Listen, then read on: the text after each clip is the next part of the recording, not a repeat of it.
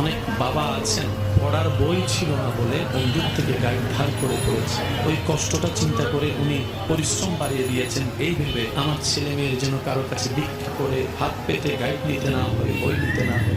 একজন টিচার পাই নাই পড়ার জন্য, এমন বাবারা সন্তানের জন্য 2-3টা টিচার রাখার চেষ্টা করে। ছোট্টবেলায় ভাতের মার খেয়ে পেটের ক্ষুধা নিবারণ করা বাবাগুলা আজকে সন্তানদের পেটের সামনে পোলাও রোজ বিরিয়ানি দেওয়ার সর্বোচ্চ চেষ্টা করে। সবাই ভবিষ্যৎটাকে একটু বেটার চাই। আমি না পাই অন্তত আমার ছেলে মেয়ে যদি পায়, এই পাওয়ার ভিতরে আমি বাবা সুখ খুঁজে নিব, আমি মা সুখ খুঁজে নিব। কত ভালোবাসা, কত মায়া। অথচ হাসরের ময়দানে সে বাবা সন্তানকে বলবে আমি তোকে চিনি না, আমি তোকে চিনি না। মা বলবে আমি তোকে চিনি না, চিনতে চাইও না। যখন বেসাহারা হয়ে ঘুরবো, আপনি আমি আপনরাই চোখ উল্টাই নিবে, তখন নবী রহমাতুল লিল আলামিন ডাক দিয়ে বলবে উম্মত আমি তোকে চিনি, আমি তোকে